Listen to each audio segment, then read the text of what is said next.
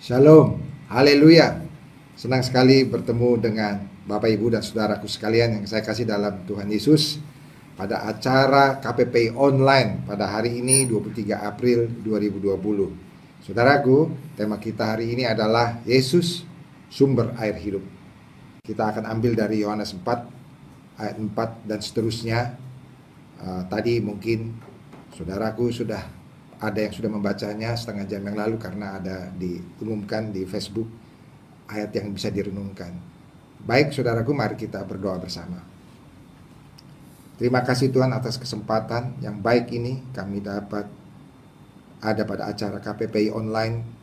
Kiranya Tuhan memberkati acara ini dan biarlah ini jadi hormat dan kemuliaan bagi Tuhan dan kami semua mendapat berkat.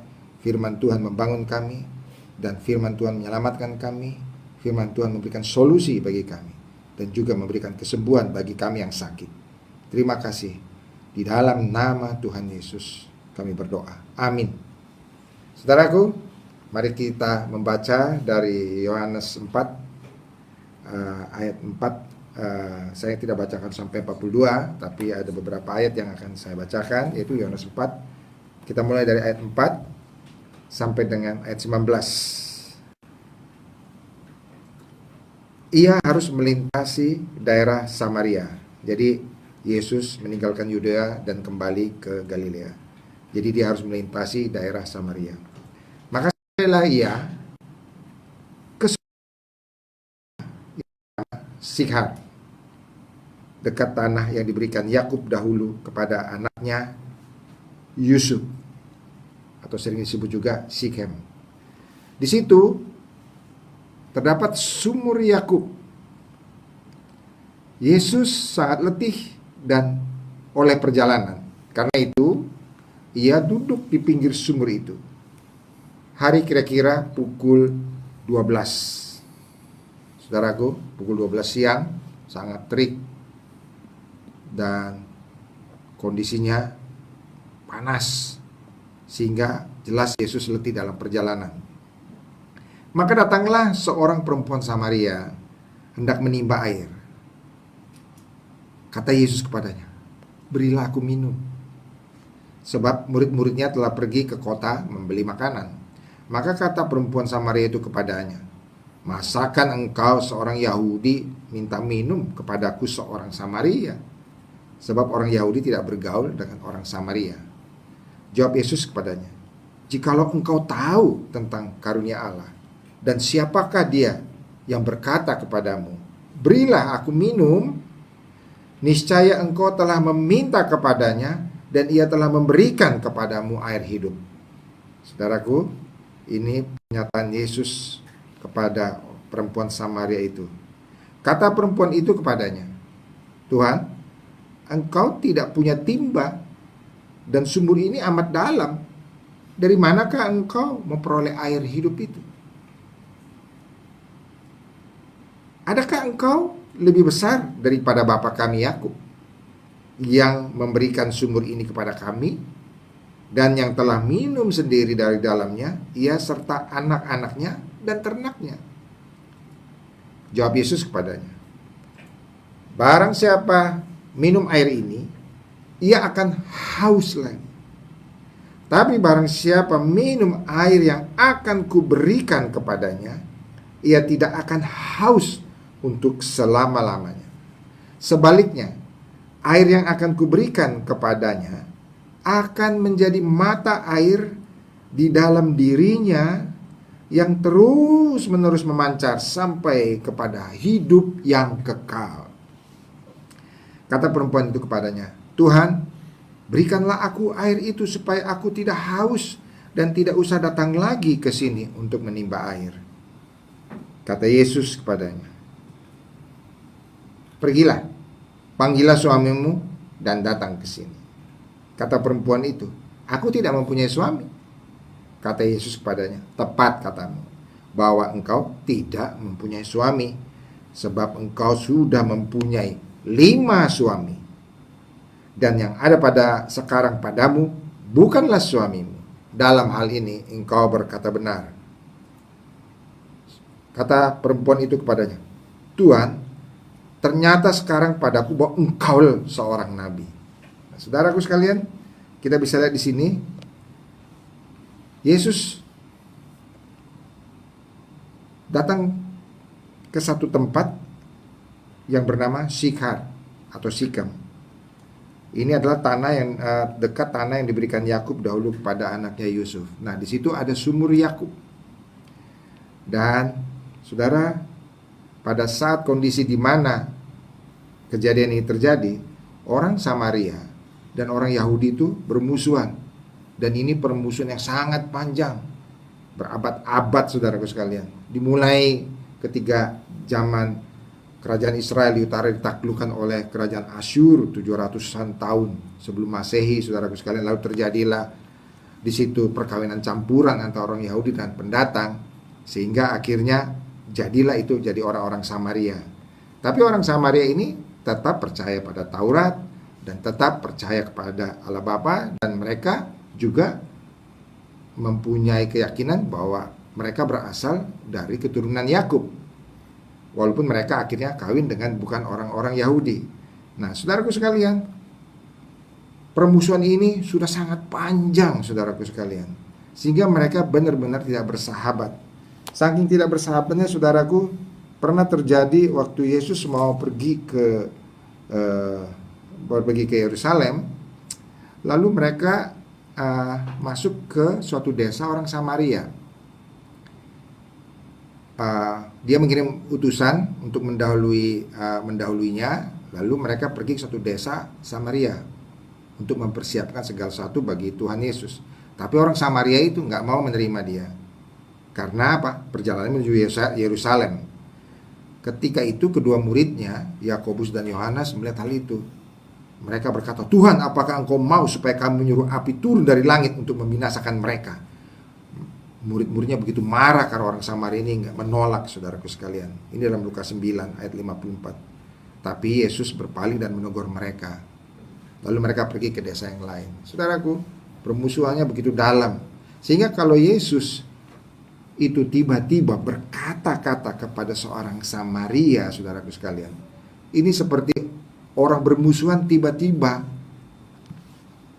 Yang bermusuhan itu ada yang berkata begini, "Beri aku minum." Dengan lembut, saudaraku sekalian. Padahal permusuhan begitu luar biasa. Ini sesuatu hal yang mengagetkan, saudaraku sekalian. Karena Yesus orang Yahudi berkata kepada orang Samaria, dan ini bahkan seorang laki-laki bercakap-cakap dengan perempuan. Jadi saudaraku, ini sudah betul-betul di luar dari tradisi adat istiadat dan kepercayaan mereka. Seorang perempuan berbicara kepada laki-laki, dan kemudian ini orang Yahudi pula dengan orang Samaria. Ini satu hal yang luar biasa. Ini merupakan suatu hal di luar kebiasaan, saudaraku. Itu yang terjadi. Tapi Yesus dengan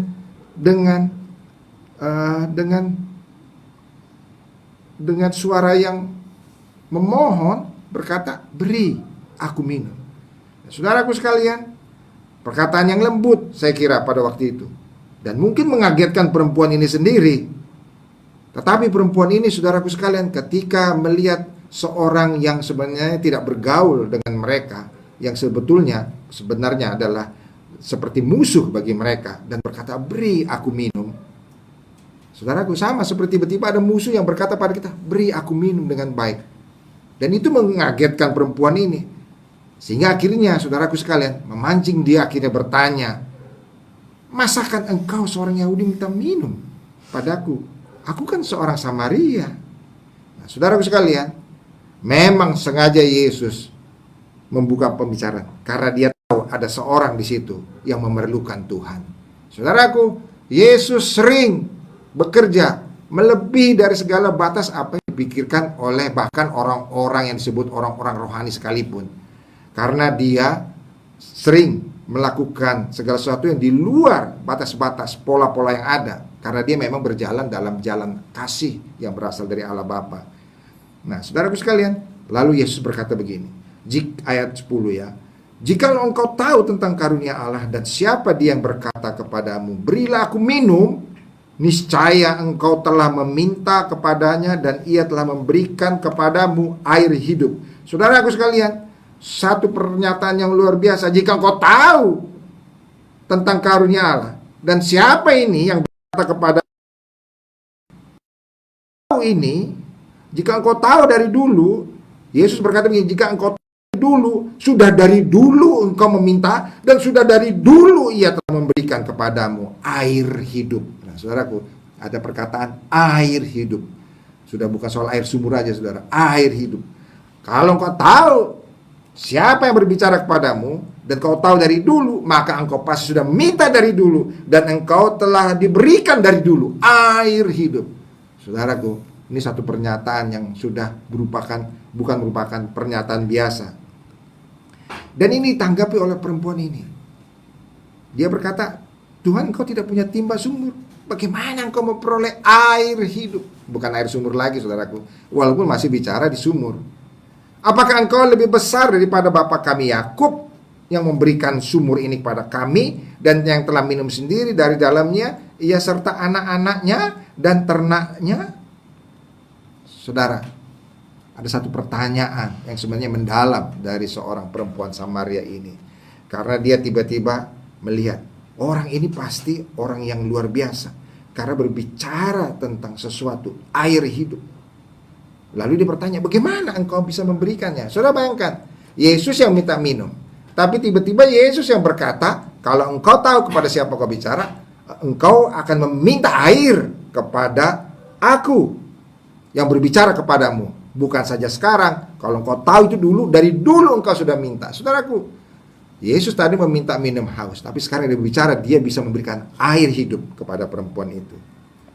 Nah, saudaraku sekalian, karena itu perempuan itu bertanya, bagaimana engkau bisa memberikannya? Kan engkau nggak punya timba dan sumurnya amat dalam. Saudaraku, bagaimana engkau memperoleh air hidup itu? Nah, saudaraku, Yesus langsung mengatakan, barang siapa minum air ini, dia bicara air sumur, itu dia akan haus lagi.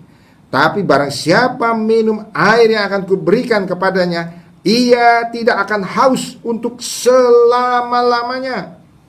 Sebaliknya, air yang akan kuberikan kepadamu akan menjadi mata air di dalam dirinya yang terus-menerus memancar sampai pada hidup yang kekal. Saudaraku, Yesus sudah memberitakan tentang siapa dirinya dan berbicara tentang air hidup yang selama-lamanya dan sampai kepada hidup yang kekal. Saudaraku, ini udah bukan bicara air sumur lagi, saudaraku sekalian.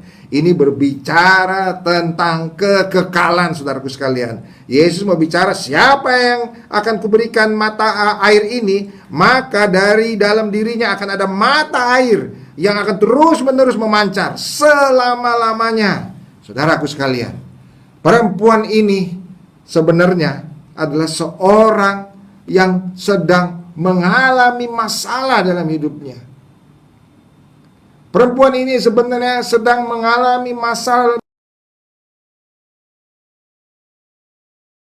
Siapa yang harus, kalau dia minum, kalau dia datang padaku, aku akan memberi dia minum, dan air itu akan menjadi seperti mata air dalam dirinya dan terus menerus sampai kekekalan. Saudaraku, perempuan ini sedang ada dalam masalah. Perempuan ini sedang dalam problem, sedang ada dalam difficulties, dalam kesulitan, saudaraku sekalian. Dan dia tahu bahwa sesungguhnya dia adalah orang yang haus.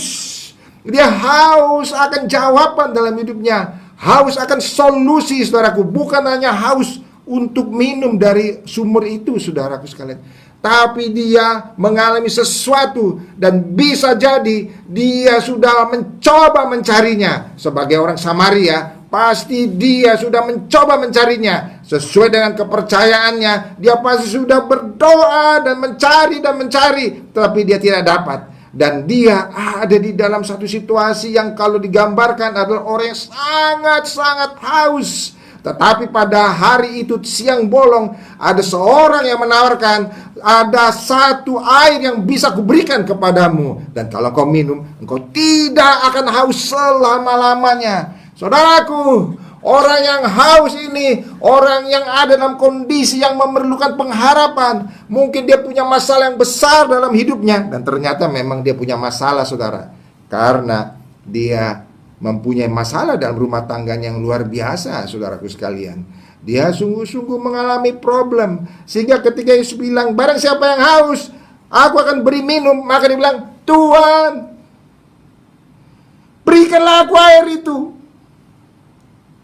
Tuhan, berikanlah aku air itu supaya aku tidak haus lagi. Aku mengalami masalah dalam hidupku. Berikanlah aku minum supaya aku tidak haus lagi dan tidak usah lagi datang ke sini untuk menimba air. Saudaraku sekalian, itu perkataan perempuan itu. Beri aku air itu. Aku haus. Aku mengalami problem dalam hidupku. Mungkin sebentar lagi aku akan putus asa. Mungkin sebentar lagi hidupku akan berakhir karena keputusasaanku. Beri aku minum. Beri aku minum. Saudaraku sekalian, orang ini sungguh-sungguh luar biasa. Sesungguhnya dia benar-benar rindu akan satu air yang dapat memuaskan dahaganya. Lalu kemudian kata Yesus, pergilah, panggil suamimu. Saudara, kenapa Yesus berkata panggil suamimu?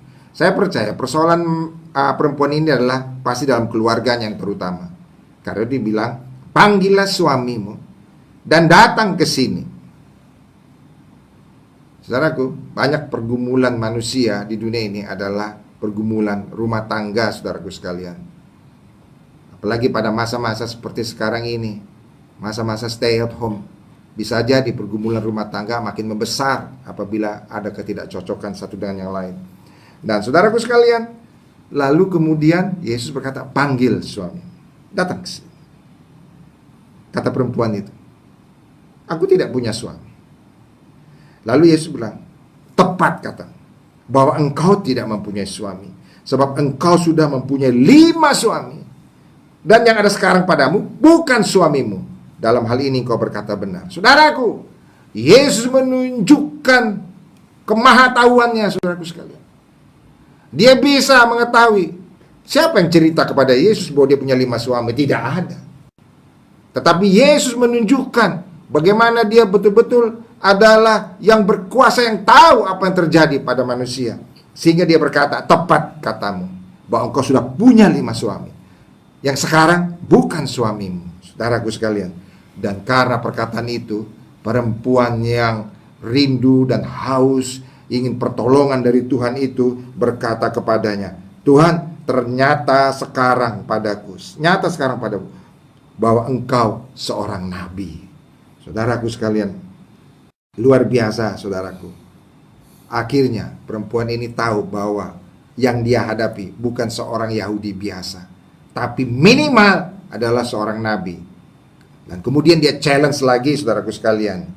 Dia lalu mempersoalkan, saudaraku sekalian, nenek moyang kami menyembah di atas gunung ini, tapi kamu katakan bahwa Yerusalemlah tempat orang menyembah. Saudaraku, mereka sesungguhnya dari akar yang sama. Mereka sesungguhnya percaya kepada Allah, saudara, yang sama. Tetapi orang Yahudi menganggap orang Samaria itu adalah orang yang gak layak karena mereka sudah kawin campuran, sehingga mereka adalah bukan orang yang benar, sehingga menganggap bahwa ini adalah orang yang kelas 2. Saudaraku sekalian, orang Samaria juga menganggap orang Yahudi itu gak benar karena sesungguhnya di daerah Sikem ini, di daerah Sikar ini, inilah tempat yang paling historis mempunyai nilai. Karena di tempat inilah pertama kali Abraham itu menampakkan Allah menampakkan diri pada Abraham, dan kemudian Allah berfirman, tanah ini akan kuberikan kepada keturunanmu. Dan di tanah itu, saudaraku sekalian, di mana Abraham pertama juga membangun mezbah, dan juga di tempat itulah Yakub itu membeli tanah 100 kesita dan kemudian membangun kemahnya di situ setelah dia bergumul dengan Esau. Dan kemudian, saudaraku, Yakub juga membangun mezbah di situ. Dan di tempat itu jugalah tulang-tulang Yusuf dikuburkan. Sehingga tempat di mana mereka berdiri adalah tempat yang punya historis yang sangat panjang sejak zaman Abraham, saudaraku sekalian. Sedangkan Yerusalem sejak zaman Daud. Saudaraku sekalian, orang Samaria mau bilang, di sini atau di sana menyembah Tuhan. Suatu pertanyaan, saudaraku, Kalau tanpa hikmat, maka akan menghancurkan dan mengecewakan perempuan ini. Saudaraku, saya tidak akan meneruskan lagi lebih banyak, tetapi Yesus menjawab dengan baik bahwa kalau kita menyembah, itu harus menyembah bukan saja penyembah-penyembah Bapa itu, bukan menyembah di gunung ini, bukan juga di Yerusalem, tetapi penyembah yang benar akan menyembah Bapa di dalam roh, saudaraku sekalian. Sehingga siapa yang menyembah Bapa harus dalam roh dan kebenaran. Nah, saudaraku, ini membuat perempuan ini lebih tahu lagi bahwa orang ini bukan orang biasa. Dia bisa menjawab bahwa hal yang sangat-sangat kritikal yang merupakan akar permusuhan dari orang Yahudi dan Samaria. Lalu kemudian perempuan itu menjawab begini, aku tahu. Dia challenge lagi, saudaraku, perempuan ini walaupun bermasalah, sesungguhnya dia mencari dan mencari solusi dalam hidupnya. Dan dia mencari dalam kepercayaannya di Samaria, siapakah yang dapat menjawab pertanyaanku. Dan dia juga mengenal dan percaya, orang Samaria juga percaya akan ada datang Mesias, saudaraku sekalian. Sehingga akhirnya perempuan itu berkata begini, aku tahu, ayat 25, bahwa Mesias akan datang, yang disebut juga Kristus. Apabila ia datang, ia akan memberitakan segala sesuatu kepada kami. Saudaraku, dengarkan ayat 26, kata Yesus kepadanya. Dan Yesus jarang mengeluarkan statement ini.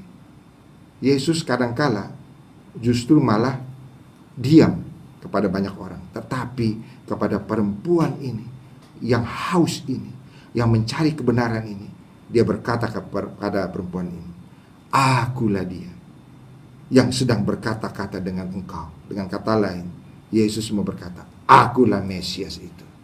Saudaraku, saya tidak teruskan ke bawah, tetapi akhirnya perempuan itu pergi ke kampungnya. Dia bilang, oh, aku ketemu dengan orang yang bisa tahu siapa saya. Lalu kemudian dia promosikan, saudaraku sekalian, dengan orang-orang yang ada sekampungnya. Mari lihat, dia tahu apa yang aku berbuat. Mungkinkah dia Kristus itu? Dan semua datang, saudaraku sekalian, kepada Yesus, saudaraku sekalian. Dan akhirnya, pada akhirnya cerita ini, saudaraku sekalian, pada ayat 42, engkau dapat melihatnya, saudaraku, bahwa mereka semua berkata, kami percaya, tetapi bukan lagi karena apa yang dikatakan perempuan ini. Sebab kami sini telah mendengar dia, dan kami tahu bahwa dia benar-benar juru selamat dunia. Saudaraku sekalian, juru selamat dunia. Yesus datang, dan Yesus memberikan dengan tepat. Ketika kita sebagai manusia merasa kita tidak mempunyai pengharapan, kita merasa begitu lelah dan letih dalam hidup ini, kita merasa bahwa hidup kita ini tidak berarti, kita merasa putus asa, kita mencari dan mencari, kita mencari dengan keyakinan kita mencari, teruslah menggali dan mencari Tuhan, di manakah engkau? Tuhan, di manakah engkau? Saudaraku, Tuhan Yesus datang kepada orang-orang yang mencari, sama seperti perempuan ini. Dia datang, dia sungguh-sungguh datang, sehingga dia benar-benar menerobos segala adat istiadat, menerobos segala kepercayaan yang ada pada saat itu. Dia berbicara kepada seorang perempuan yang dia tahu memerlukan air hidup, saudaraku sekalian. Yesus juga sama pada malam hari kepadamu.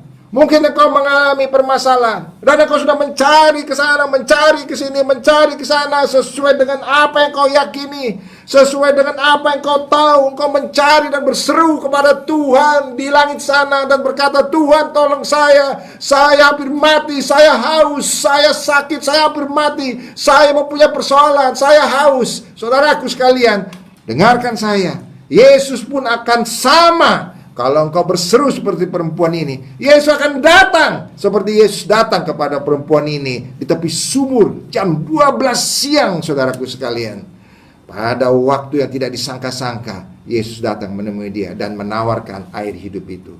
Saudaraku, kalau saudara sekarang mempunyai permasalahan dalam hidup saudara, saudara putus asa, dengarkan saudaraku sekalian. Yesus berkata, padaku, kalau engkau mau datang kepadaku, aku akan memberi kau minum. Dan air itu seperti mata air dalam hatimu. Dan itu akan memancar terus menerus sampai kepada kekekalan. Saudaraku, ada solusi dalam Tuhan. Ada jalan keluar dalam Tuhan. Ada jalan keluar dalam Yesus Kristus. Mungkin saudara sudah mencari, tetapi pada malam hari ini kita yang kau mendengar ini, maka kau tahu bahwa inilah jawabannya. Yesus yang sanggup memberikan rasa haus itu lenyap. Yesus yang dapat membuat dahaga itu lenyap. Yesus yang membuat kita akan dipuaskan. Yesus yang bisa menjawab semua persoalanmu. Yesus yang bisa menjawab semua persoalanmu. Persoalanmu, saya tahu bukan hanya soal sakit, tapi persoalan dalam hidup.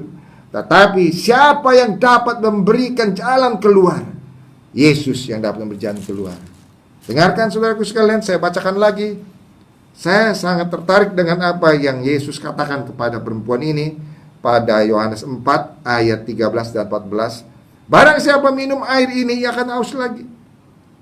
Tetapi barang siapa minum air yang akan kuberikan kepadanya, ia tidak akan haus untuk selama-lamanya.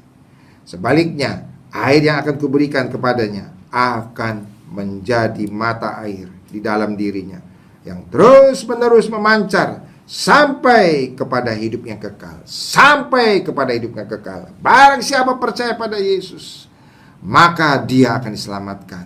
Saudaraku sekalian, barang siapa percaya pada Yesus, maka dia akan diampuni. Dan barang siapa percaya pada Yesus, maka dia akan terus hidup sampai pada kekekalan.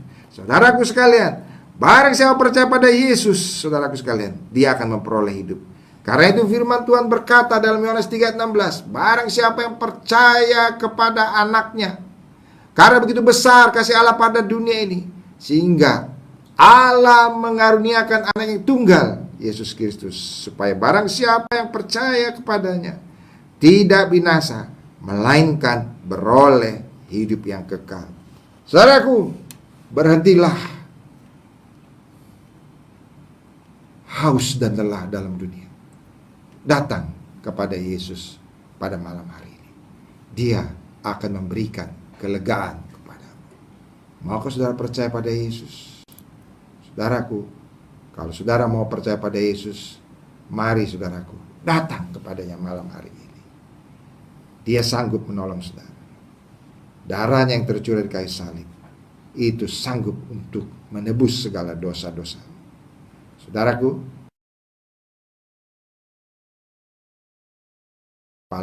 dan kita berdoa bersama-sama dan ikuti doa yang akan saya naikkan. Tuhan Yesus, saya percaya kepadamu. Aku haus dan lelah dalam dunia ini, tapi aku datang kepadamu. Berilah aku air hidup yang akan memancar dari dalam hatiku terus menerus sampai dalam kekekalan. Masuklah dalam hatiku. Ampunilah dosa-dosaku. Terima kasih Tuhan Yesus. Terima kasih atas keselamatan daripadamu. Terima kasih atas pengampunan. Terima kasih Tuhan Yesus. Amin. Saudaraku, selamat datang dalam kerajaan Allah. Barang siapa yang percaya pada Yesus Kristus dan menerimanya sebagai Tuhan dan Juru Selamat sesuai Yohanes 1 ayat 12, maka dia disebut anak-anak Allah. Nah, saudaraku, pada hari ini mungkin ada saudara-saudara yang sakit. Kita akan berdoa sekarang untuk orang-orang yang sakit. Ingatlah sesuai dengan firman Tuhan dalam Yesaya 53 ayat 5, bahwa oleh bilur-bilurnya kita menjadi sembuh. Saudara-saudara, Yesaya 53 ayat 5 saya akan bacakan kepada saudara sebelum saya berdoa bagi saudara. Yesaya 53 ayat 5, saya bacakan dari atas. Tetapi dia tertikam karena pemberontakan kita. Dia diremukkan oleh karena kejahatan kita. Ganjaran yang mendatangkan keselamatan bagi kita ditimpakan kepada, dan oleh bilur-bilur menjadi sembuh. Saudaraku, firman Tuhan ini berkata, oleh bilur-bilurnya, bilur-bilur Yesus. Ketika dia tergantung di kayu salib, dia berbilur-bilur karena dia sebelumnya dicambuk oleh tentara Romawi. Tetapi firman Tuhan berkata, oleh bilur-bilurnya kita menjadi sembuh. Saudara-saudaraku, percayalah, Yesus yang adalah anak Allah itu sanggup melakukan mujizat. Dia bisa beri makan 5.000 orang, laki-laki, belum terhitung perempuan, belum terhitung anak-anak, saudara. Kalau seorang laki-laki bawa 1 istri dan 1 anak, maka 15.000 orang itu diberi makan dengan 5 roti dan 2 ikan. Yesus sanggup melakukan mujizat itu. Dan Yesus pun sanggup berjalan di atas air, saudaraku sekalian. Dan dia sanggup juga membangkitkan Lazarus yang telah kita bahas hari Senin kemarin, saudaraku. Dia sanggup membangkitkan Lazarus yang telah mati 4 hari, sudah bau busuk, dia sanggup bangkitkan, saudara. Dan bahkan dia dapat menghentikan gelombang badai hanya dengan 2 perkataan. Saudaraku sekalian, Yesus sanggup. Dan saudaraku, mari lihat, Yesus sanggup menyembuhkan saudara-saudara dari segala sakit penyakitmu. Karena apa? Oleh bilur-bilurnya kita menjadi sembuh. Saudaraku, mari, bagi saudara-saudara yang sakit pada malam hari ini, mari saudaraku sekalian, tumpangkan tangan kepada tempat di mana saudara sakit, apapun sakit saudara. Mungkin saudara sakit COVID-19, saudara juga dapat disembuhkan oleh Tuhan. Mujizat dapat terjadi. Atau mungkin saudara sakit kanker, saudara juga dapat disembuhkan Tuhan. Atau saudara sakit apapun, mungkin ada pada jantung saudara, atau pada perut saudara, kaki saudara, tangan saudara, semua dapat disembuhkan. Sebab Yesus sanggup melakukan mujizat. Bukan saya yang melakukan mujizat. Saya manusia biasa, sama seperti saudara dan seperti saudara. Tetapi Yesus yang sanggup menyembuhkan. Dan firman-Nya yang menyatakan itu. Mari kita percaya kepada firman-Nya. Saudaraku, tumpangkan tangan di tempat di mana saudara sakit. Mari kita berdoa. Ya Tuhan Yesus, kami percaya pada malam hari ini bahwa oleh bilur-bilur Tuhan Yesus kami menjadi sembuh. Dan kami tumpang tangan atas tubuh kami. Dan oleh bilur-bilur Yesus kami menjadi sembuh apapun sakit kami. Oleh bilur Yesus kami menjadi sembuh. Terima kasih Tuhan Yesus. Amin. Saudaraku, jadilah sembuh. Saudaraku, Tuhan tidak meminta apa-apa untuk kesembuhan saudara. Hanya iman saudara. Saudara beriman, percaya pada firman Tuhan ini, maka saudara disembuhkan. Saudaraku, Tuhan tidak meminta apapun dari saudara, tapi iman saudara. Nah, saudaraku sekalian, bagi saudara yang sudah sembuh, dan mungkin saudara ingin menyaksikan kesembuhan saudara, saudara dapat menghubungi kontak center yang ada pada layar saudara di situ. Saudara bisa hubungi, atau saudara mungkin mau didoakan lebih lanjut, saudara juga bisa hubungi kontak center yang ada pada layar itu. Maka tim yang ada pada kontak center dengan senang hati mau membantu saudara dan menolong saudara dan mendukung saudara. Saudaraku sekalian, sekianlah pertemuan kita pada kali ini pada KPPI Online. Dan saudaraku, apabila saudara sembuh, saudara dapat menyaksikannya juga pada orang lain. Dan pesan saya, kembalilah saudaraku sekalian, berbakti dan melayani dengan baik di gereja saudara masing-masing. Tetapi pada masa seperti ini, mungkin saudara tidak bisa keluar dari rumah, tapi saudara dapat turut membantu pelayanan dari gereja saudara masing-masing tempat saudara dengan doa dan juga mungkin melalui pelayanan telepon. Terima kasih saudaraku. Sampai jumpa lagi pada KPPI Online yang akan datang. Tuhan Yesus memberkati.